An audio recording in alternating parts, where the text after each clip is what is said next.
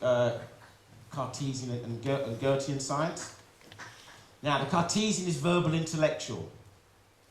Talk, talk, talk, speak, speak, speak, explain. The Goethean is sensuous intuitive. This is documented in Galileo's work. He uses these terms, sensuous intuitive and verbal intellectual.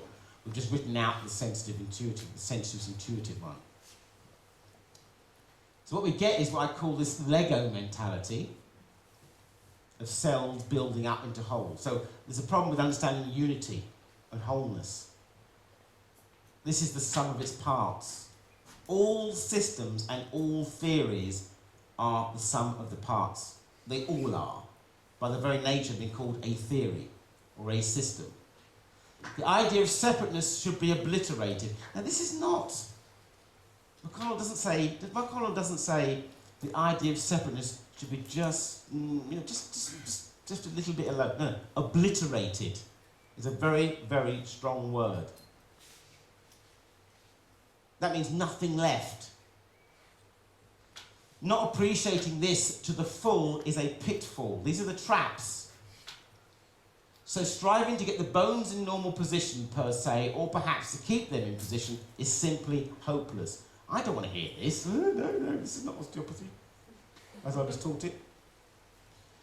In this regard, the bone is simply an idol, and a similar idol could be made of the muscles and so forth. Idols, structures are idols, structures are the end, they're dead. The next phase is death. You can't promote life if you're just at the point of death. You're too late. At this later stage, many seem to forget the basic discovery of Dr. Still was the fact of immunity.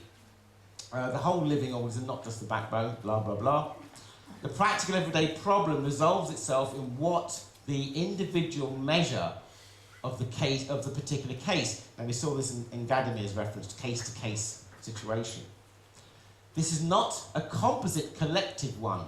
All theories, system theories, complexity theories, are all composite collective ones. To this collective unity, this is not the case. But composite and unified with multiplicity in unity, that's what we have to understand. Bortoft goes on and on about multiplicity and unity, and McKone actually wrote this down. What we see in complexity theories and systems is actually unity in multiplicity. It's the opposite. It's back to front. We're making wholes the sum of the parts. We see something. We see something. Senses. We see it's too late. We bring things together. Each one thing is the many. Bringing things together for many separate elements to form wholeness. It's not organic wholeness, it's a constructive sociological wholeness. We see each piece is separate from all other parts. We put things together by reconstructing or rebuilding the world, that which is already constructed as a whole. We recreate. Once you think of any part of the body, then you follow unity in multiplicity. Any part, and even any expression is too late. Here's an example of unity and multiplicity, the parts. We're reducing things to a simple phenomenon, which does not represent any of these, because it's common to all. It's a generality, it's not a specificity, it's a generality, it's a reductionism. We end up relating it back to a point again. This is a conscious phenomenon. Systems thinking, unity and multiplicity, unifying as unity, the act of putting things together, parts to a system of complex to form a whole, collection of something. Nature is not a thing. Nature is not an object. Nature is no thing. It's not something. It's no thing. It's not nothing. It's no thing. The trap is not nature. The trap is our preconceived idea of something. Systems thinking is often presented as a revolution in thinking that overcomes the limitation of the Cartesian paradigm of analytical thinking that has been central to modern thought. In some ways, this is undoubtedly true.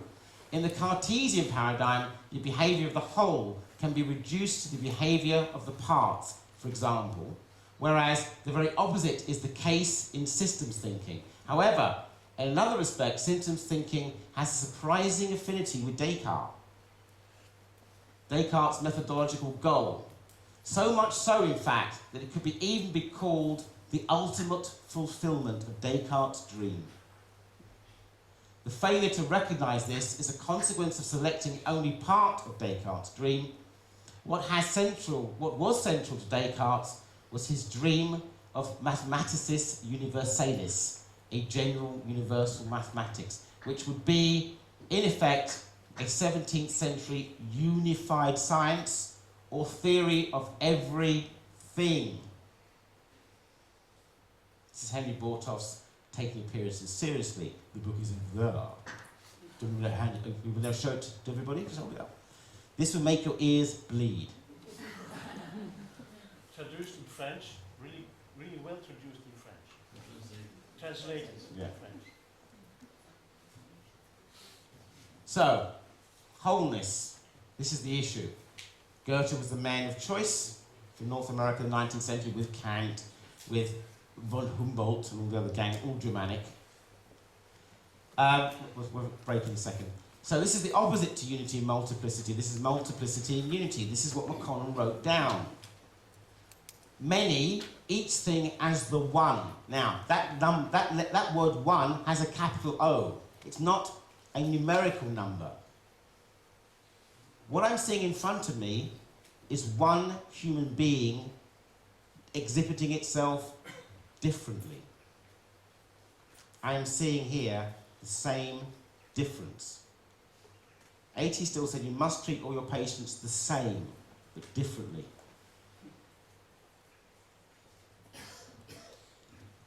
We're seeing an underlying idea, an archetype, an underlying idea. You don't bring the idea down to one. This is what Richard Owen did. This is what Darwin did. This is what the evolutionists did. They had a common plan. No. It's moving. It's dynamic. Somebody else, if I'm from Mars, and I go, right, I know what human beings look like. And of course, then somebody else comes in and I go, oops, it's now gone, just shifted again. It's a dynamic. Nothing is finished.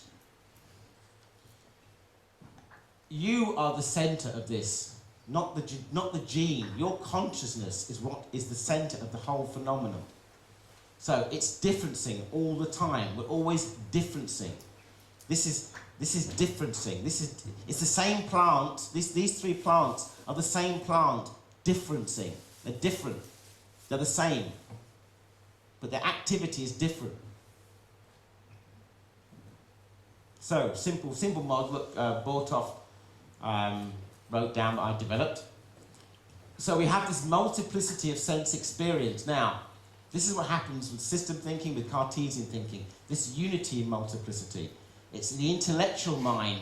It's the analytical consciousness. It always leads to a generality. It can never get behind the problem because the system that's being used has no facility for getting behind the problem. So above that, we've got multiplicity and unity, which is what McKone wrote down. This is the holistic consciousness, the intuitive mind, and universal.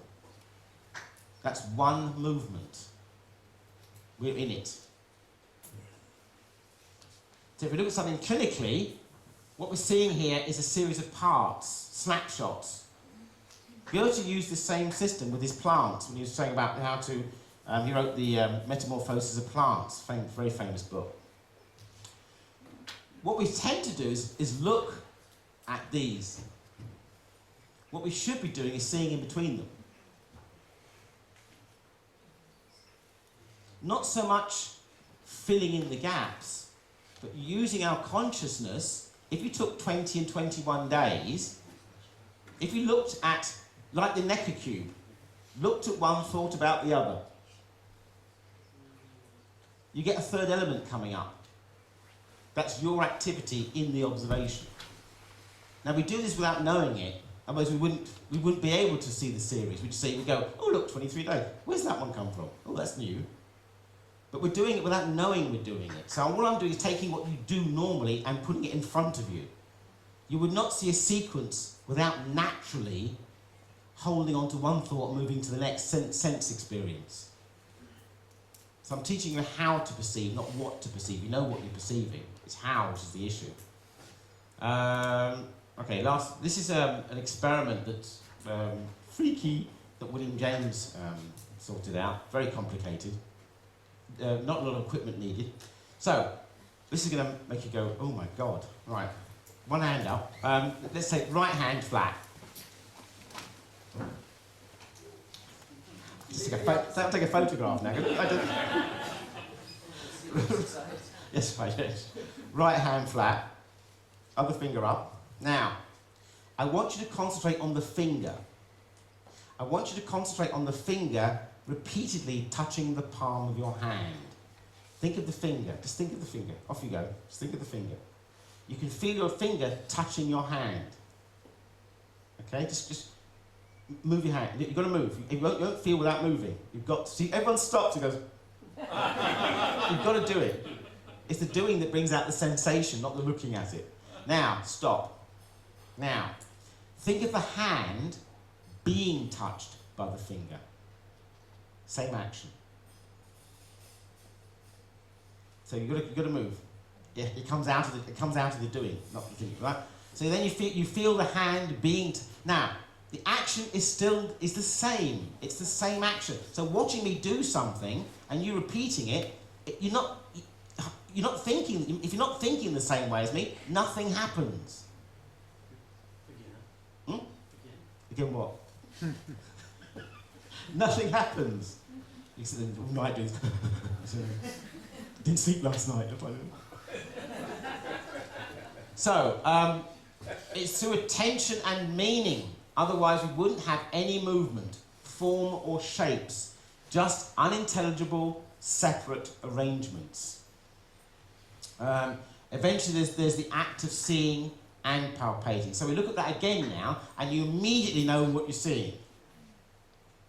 Now, that's theory. You already know it's the giraffe. So when you go to palpate a patient with a theory, your experience of that patient as they are is contaminated. It's not what's in front of you. You saw that head immediately. I don't see it. I don't even. You don't see it? Okay, there's the neck.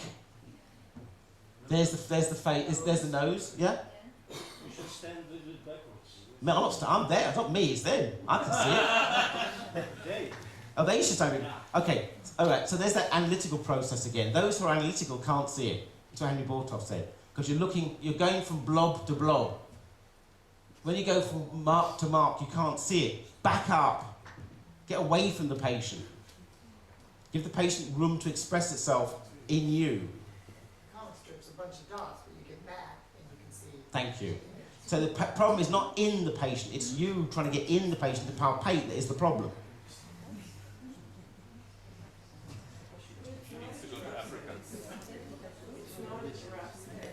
Jane said it's not a giraffe's head.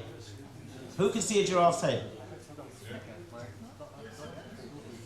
It's not you. It's not you. I can see both. It's black spots and giraffe head at the same time. Because you're moving your consciousness between reductionism and holism. You're going in close or you're backing out. It could be a blood cell. Well, it's not the distance. It's the mode of consciousness. It doesn't make a difference.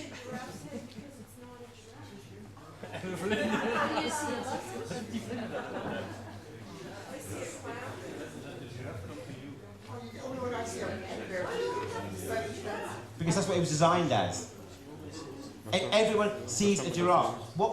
The reason people see a giraffe is because I'm imposing theory on you. That's fine. No, that's fine. I reject all theory. This is the point I'm trying to make. You can't see it. You can see it. You can't see it. You can see it. That's what I'm saying. Once you tell me there's a giraffe, I can See it, right. And that's why when we do dissertations, we design dissertations to prove or not prove something.